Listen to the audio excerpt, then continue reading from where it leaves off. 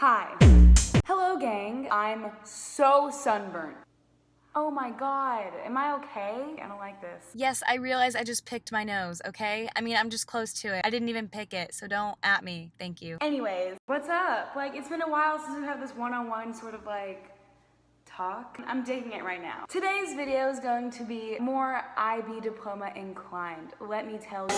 I got on the gram and I asked everyone to ask me some questions about like the IB. So let's get started. There was no transition in that, so I was just like, might as well do it now. And there's a lawnmower going on right now and I want to freaking die. Okay, oh my god, hello, goodbye, thank you, adios. So, first question, was the IB worth it?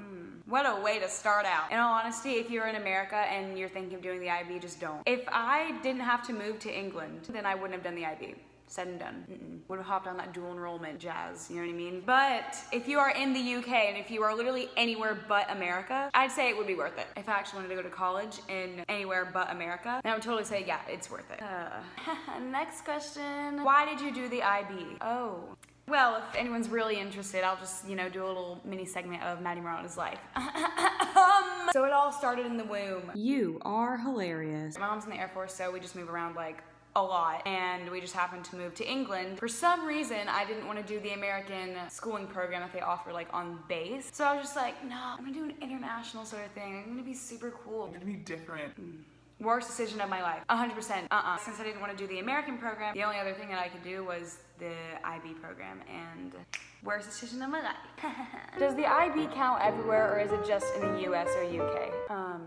It's everywhere. That booty hole of a program, yeah, she's everywhere. Whole entire world, mostly, I think. I don't know. Yeah. How can I balance school and social life in the IB? You don't. 2 months before our final exams, I hung out with people like once a week, I think. Everyone did that, I believe. We were just all busy like studying. The most that I would do was like hang out with someone to study. I don't know. Ooh, it was crazy. Social life and IB really doesn't mix well together. I'm starting the IB this fall. How scared should I be? Oh boy. Honestly, okay, like I said, year 12 is a breeze. Don't worry about that. I mean, like, obviously, yeah, do your work and everything. Stay on top of your stuff. If you don't stay on top of your stuff, it is the end of the world for you. I'm not even joking. If there's one thing that, like, I heavily regret is the fact that, like, I waited until 2 months before exams to start, like, reviewing stuff that I learned my junior year. It was, oh my god. It was a nut job. You literally shouldn't be that scared. For your first year. For your second year, yeah, be scared. Yeah, 100%. Oh. Did NAU give you any credits? Yes, actually. For most universities in America, you get credits for only your higher level subjects. I ended up taking English at a higher level, biology at a higher level, and film at a higher level. At NAU, that takes care of a lot of my general courses. So like, I won't have to take biology. I didn't score high enough in my English. Literally kill me. So like, I'll have to take one English class. For my film, I don't know what that gives me, but it definitely gives me a credit. I don't know. Okay. How did you organize for classes? Honestly, all of year 12 was a blur. I didn't organize for classes, and that's why I put myself in the position that I did. I had to learn how to organize really quickly. I had to plan my all-nighters when I could do them. There was a point in time where I would pull one all-nighter, like every week. It was highly detrimental to my brain cells. I do not recommend it. What did you do for CAS? My big project was, I went to Ethiopia. It was really fun, probably one of the best weeks of my life. And also for CAS, guess what I put in my CAS portfolio? You're looking at her, vlogging. Cue the applause. CAS is really easy, like don't really fret much upon it. It's honestly 2 hours of work. Twitch. Yee. How was the everyday classwork? Well, okay, in England, it was a lot different than American schooling. Basically, I never had homework. When I lived in America, teachers would set homework, and if you didn't do your homework, there was a possibility you could fail that class. You know what I mean? Like in England, literally all they cared about was the end of year IB exams. It was a lot like college, I think. I don't know. I don't like saying that. Our classes were really cool. Like it was more of like a university sort of schedule life. Sometimes I'd have days where I start at 12 and end at 4. Some days I would start at 8 and end at 12. Other days I would start at 8 and end at friggin' 5. It was something. Going to classes was not hard. It was a matter of preparing for the exams. That really hit me in my booty. Not good. Made me cry all the time. That brings us to our next question. How often did you cry? Who can say where the road goes? Well, moving on. I think that I'm living proof that anyone can do the IB. I was smart in America. I had all A's, yee and all that. And then I get to the UK. Yeah, I was not doing well. The yeet was not on for the first half of my UK stay. If I didn't pass the IB, then I don't know what I'd be doing. If I didn't get that IB diploma, I wouldn't have any other high school diploma to like fall back on to get me into NAU. I really don't know what would have happened if I didn't get that diploma, but I did, so I'm living proof that anyone can do anything if they put their minds to it. Can you give an explanation for TOK? No, literally no. I wanted to say it's like a philosophy class, but it's not. TOK was really iffy. I was not good at it. I got a C in the end, and it was complete and utter crap, but what can you do? You just have to pass her. How did you decide on the subjects you took for the IB? That was a good one. For those of you who don't know, I took higher level biology, higher level English, Lang, and Lit, and higher level film. I took standard level math, standard level Spanish, and standard level psychology. My original subjects were higher level math, higher level chemistry, and higher level biology. And my original standard level subjects were standard level psychology, standard level English, Lang, Lit, and standard level Spanish. That changed very quick. I realized I hated chemistry and I hated higher level math. I chose that I wanted to do those because I didn't know what I wanted to do with my life. I mean, I still don't, but you know, what's new? I wanted to take higher level math because I had always been good at math. You know, shout out to Sherry Halp, freshman, sophomore year math.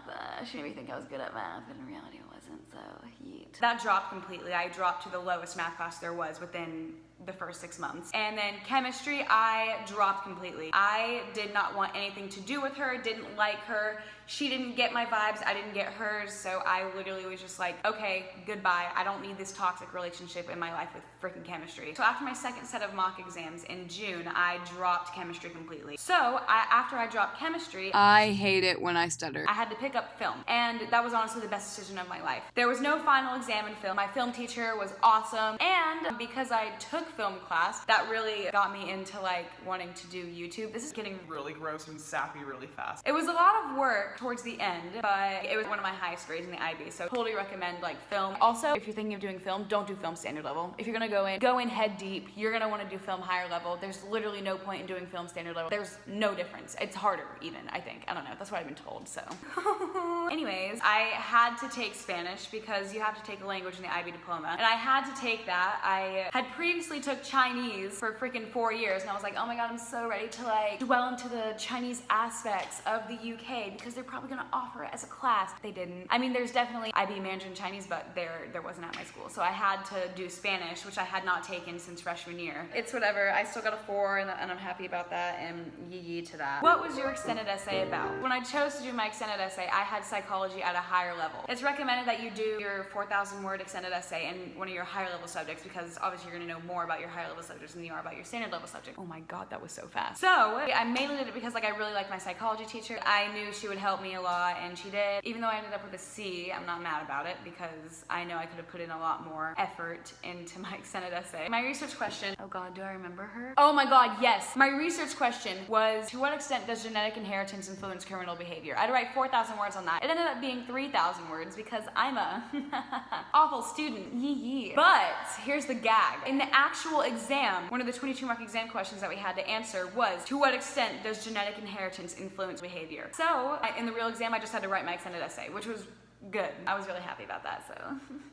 Moving on. What was the worst part of the IB diploma program? Okay, I will try to keep this answer really short. I honestly think it was the fact that I was doing it in the UK rather than in America, and the fact that if I didn't pass those exams that I took in May, the past 2 years of my life would have been a joke. That's just like a lot of pressure. Like in America, I would have still had my high school diploma as well as my IB diploma. It doesn't make sense, but that's just my take on it. It was really scary, I'm not gonna lie. Lastly, some advice for students for going into the IB. Oh baby, don't wait until last minute to start studying. Start your extended essay, to start anything basically. You need to not procrastinate. If you have a deadline, stick to that deadline. Start your IAs the summer before your second year of IB. Start your extended essay that summer as well. Get as much as you can done in the summer. You wanna have most of your IAs done before like February, January or February. You wanna have them done. It helped a lot. The only things that I had to do after January was solidify my extended essay, do my TOK essay, and finish CAS. I can't remember. I could be lying. More advice, if you don't want to major in math, then don't take math higher level. Same with chemistry. If you don't want to be a doctor, don't take chemistry higher level. So those are just some, you know, tips and tricks and Q's and A's to We love a good stroke. to get you into the mind of Madi Marotta and her IB experience. I'm definitely gonna be doing more IB vlogs. This is just a little, you know, tips and insights into my head about what I actually thought about the IB. Overall, IB, she was a mess, didn't like her, but without the IB, I would have met half the people I call some of my best friends today.